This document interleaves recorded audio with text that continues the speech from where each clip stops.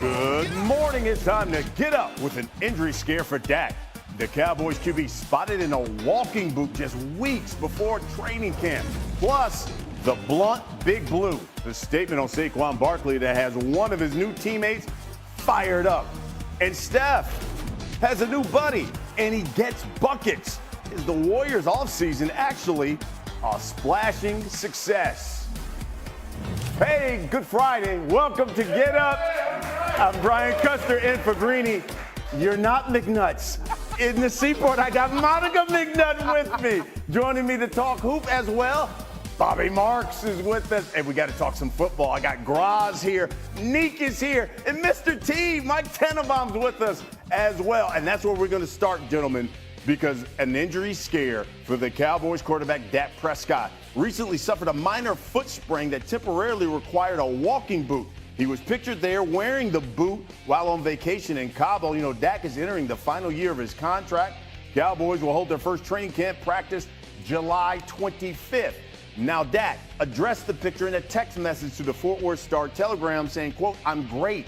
Said the boot was for precautionary reasons because, quote, "the last time I went deep sea fishing, my ankle swole up." Prescott said, quote, the ankle, same issues that he's been dealing with since undergoing season-ending surgery for a fractured ankle 4 years ago in 2020. Okay, Graz, I guess the big question here is, what more information do you have on this? Because, you know, there were unconfirmed reports of an MRI. What more can you tell us? Dak Prescott broke his ankle in the 2020 season and had surgery to repair it. And look, I mean, I think once that happens to you, the thing is never 100% the same, right? So he has, as he mentions there, been dealing with, managing it off and on since then. And the sense I got yesterday calling around on this was that there was not a high level of concern, that this is the kind of thing that he does from time to time to either prevent the ankle from bothering him or to react when it does, and that they are not concerned. He did everything throughout the offseason. We're 3 weeks from training camp. If he shows up in training camp and he's not on the field because of the ankle, then I think we sound the alarm. But as of now, given the fact that he's been able to manage it and play at a high level for 3 seasons since returning from the injury, I think, we sort of are left to take him and the team at their word that they're not concerned about this, and this is normal management of the issue. Mike T, I know, former general manager. What do you think Jerry Jones' level of concern is with this news? Well, look, they've had him for a number of years since the injury, as Graz pointed out. And to me, old Coach Parcells' line here is we go by what we see. And this guy has answered the bell post-injury, so I wouldn't be that concerned. But I would tell you as a GM, Brian, I would say to Dak, hey, if the last time you went deep-sea fishing, your ankles swelled for whatever reasons, they swelled up, don't do it. Let's find something else. In your tax bracket, there's no shortage of activities you could do over July 4th. So let's just stay away from deep-sea fishing. Yes, expected to make $29 million here, final year of his contract. Speaking of that contract, Neek, from a player's perspective, how much should an injury risk weigh into Dak's contract decision-making, you think? I mean, Dax, from his experience, it shouldn't weigh very much, as Graz pointed out, but I don't know. I'm a lot more risk averse than Dak Prescott. If there's a quibble over a couple million here or there, I'm going to go ahead and take that money when I can. Also think that I don't know much about deep sea fishing. Like, I'm a city boy. I grew up in cities, and that's where I spend my time now.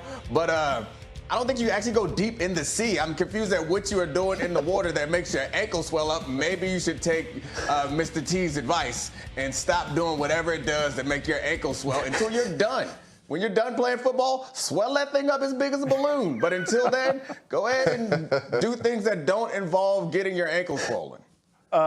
Okay, go to you here, Graz. From an injury perspective there and the contract, especially when you talk about the contract decision-making here, give me your thoughts on that for Dak.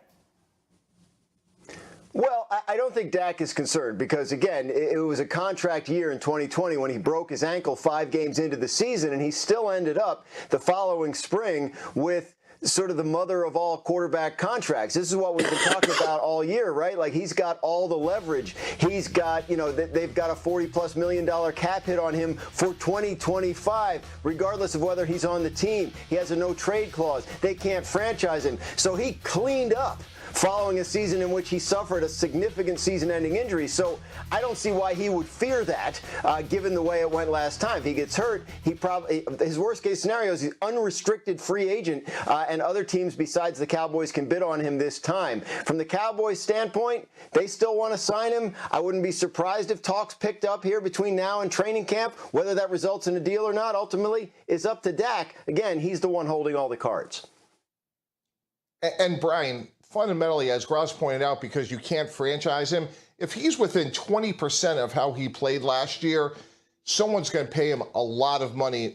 Let's focus on a team like the Raiders, who have so many good skilled players, Brock Bowers, Devontae Adams. Imagine what they would be with somebody like Dak Prescott. So I'm sure in the back of his mind, he'd love to work out with the Cowboys, drafted by them, and his career with them. But if he's even close to last year, I really do think that number is going to begin with a 6 next March, $60 million a year. Someone's going to get to that level. Trevor Lawrence is at $55 million. And if he's anywhere close to his performance last year, that's where he'll be next year. Yeah, your MVP runner-up last season, Nick. Yeah, it seems like a great position to be in. Mike T talking about numbers that start with 6. I love it. Again, I would say, though, do whatever you have to do to make sure that you don't decrease that value, because once you get over a 6, I think that swollen ankle might cost you a few here or there, which may not be worth taking the risk. So I assume it means nothing, and we all are, no one is stressed about it. I'm not stressed about it either, but why take the risk at this point? But I guess that's how you become as good a player as Dak Prescott. Sometimes you're comfortable with more risk than normal people like us. Yeah, we're going to talk a lot more about Dak Prescott and the NFC East later here in the show. But it's time to switch. He's pulling a U-turn. He's agreeing to terms with the Broncos. Help is on the way. Help is on the way. Throws it down the field. It's caught at the 10. And this game is over. The Cowboys win it. He is decked. Down he goes. The ball is loose. It's picked up by Dallas and Armstrong. He's got a convoy. He's going to walk in for the touchdown. They hand to Elliott. He's got it and then some. Big throw. Prescott hands in close. That is Lamb. Here's one of the end zone.